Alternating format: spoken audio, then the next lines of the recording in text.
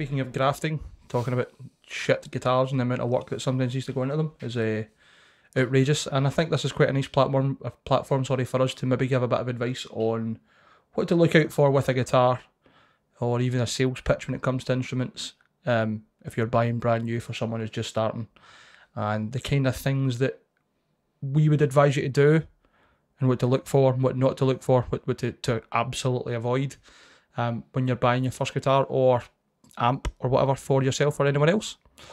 I used to manage a small music store not too long ago, and our first protocol with anyone who was talking about learning would be stick well within your budget and go and play the guitar, feel it. It doesn't matter whether you can play anything or nothing. If it doesn't feel comfortable, there's no point having it. You want it to be there, and this is right for you, even when you're beginning.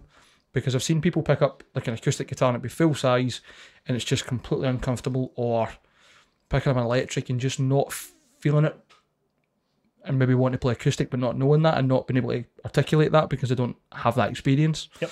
So first protocol for me definitely is to go and feel the guitar physically and give yourself an idea of what it is and how it feels. And for the most part, even without knowing too much about guitars, you'll know right away whether it's a piece of shit or not. For the most part, there's things to look out for, but I don't know if I agree. I think when you're a beginner, you're gonna.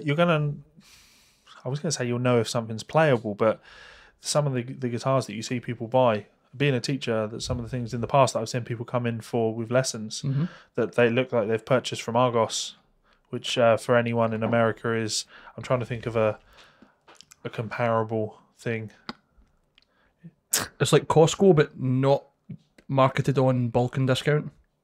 It's the same idea. It's like buying directly from a warehouse. Yeah. You go into the front of the store, you look through the catalogue, you say, that's what I want, and they retrieve it for the warehouse. There's not stock lying out in the shop. So, yeah, some absolutely monstrous guitars in the past where... I wouldn't even call them guitars. Just fire would be frets. Yeah, the sorts of things that can't be actually even be intonated correctly. But I don't even think that's to do with Argos. I think there's some music retailers are exceptionally guilty of that as well.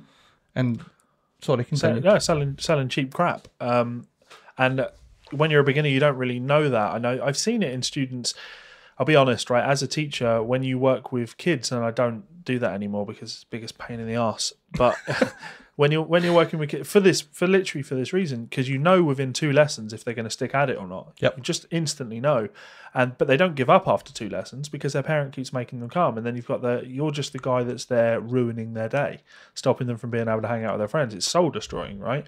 But there are some people that you can tell they really like the idea of playing guitar and they want to play more guitar, but they're just not feeling it. It's because they've got this horrible 30-pound pile of crap with action a mile off the fretboard.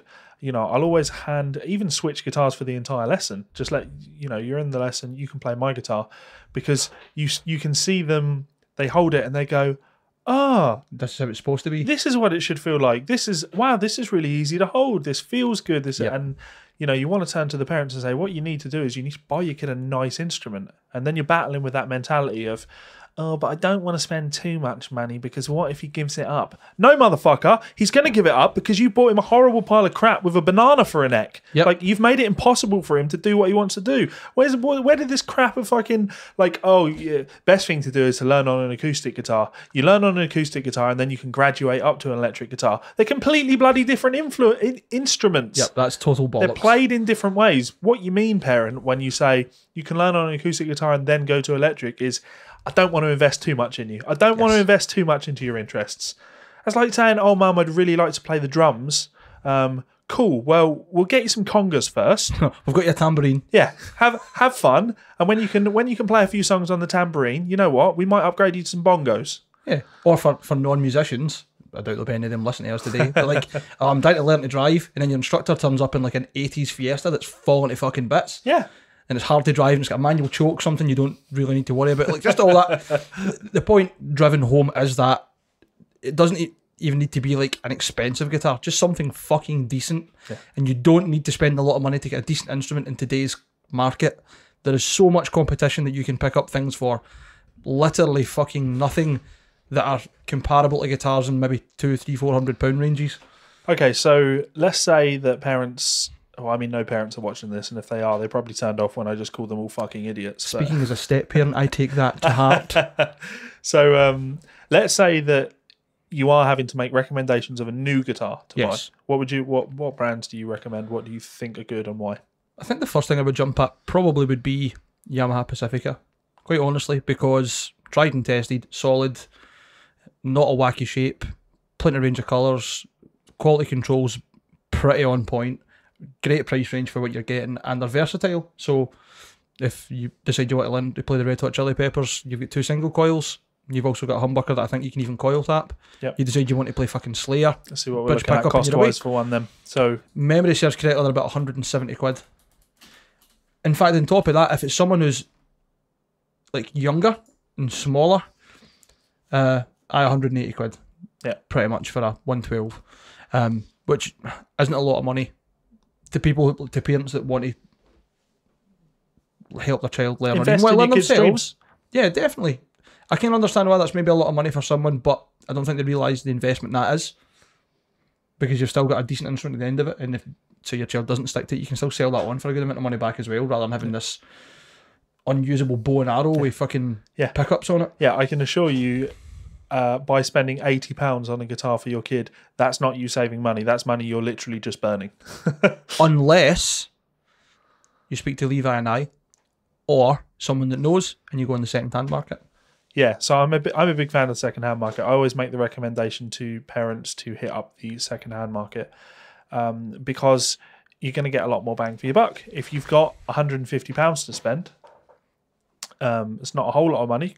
Like, I don't know how many guitars that are that cheap, but my Telecaster, that's a Mexican telly, so I picked that up second-hand for about £550.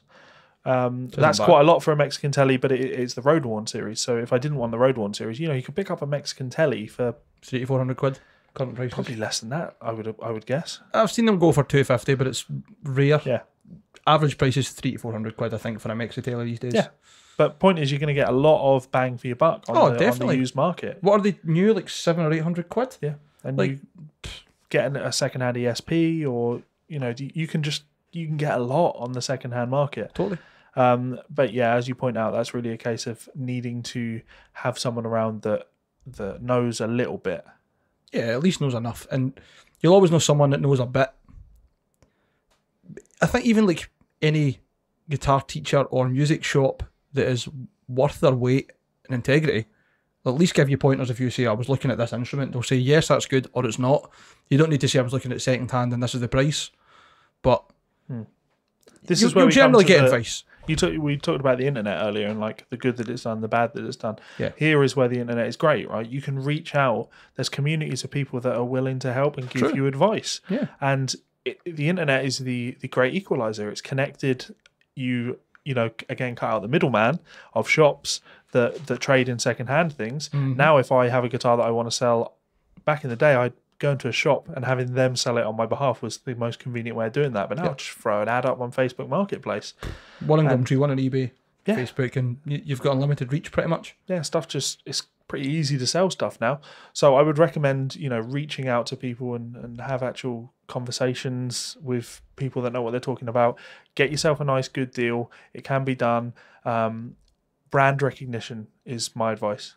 Don't go for some company that no one's ever heard of. Didn't really think of that, but you're right. There are some companies that might not have the biggest profile that release some great instruments at good prices, but for the sake of safety, you're right. Stick with the brands that you know.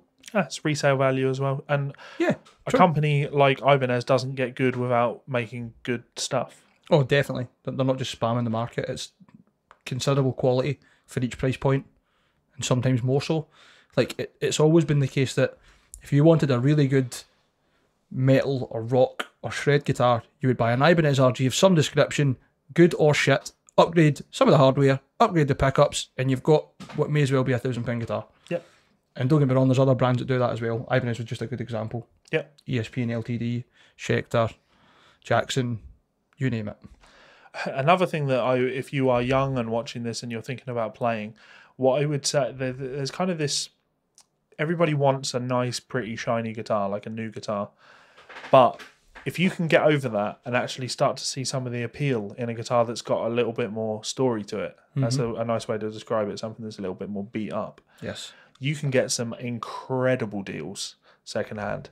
I don't take any issue with dings on guitars. That Miner's that I got, that blue one, that's got a pretty nasty ding on the front. It looks like a huge chunk of it chipped off and someone just glued it back on. You know, it's not pretty. It's not the prettiest thing. But yeah, like honestly, I forget how much, but I want to say something like £300, $450 at most. Like Doug, our pal Doug, he got a Ibanez 7-string Prestige, a Prestige. It's beat to fuck, but that doesn't bother me in the slightest, and it's because I've got over that feeling of, oh, I need my guitar to be nice and perfect. Immaculate. And yeah, a case queen, as they call them, isn't it? Yeah, you pay money for that. Bollocks. And if Total you bollocks. just want to play, then go out, get yourself a nice quality second-hand beat-up guitar. Oh, you can get so much for your money if you go second-hand. So much. And as we said before, I don't think I'm going out on a whim and speaking on behalf of both of us. If you've ever seen an instrument that you want to buy and you want advice on it or whatever, fire us a message. Facebook, SoundCloud, leave a comment on YouTube, whatever. Ask us. That's what we're here for. Okay, so should we try and avoid having a punch-up over the next subject?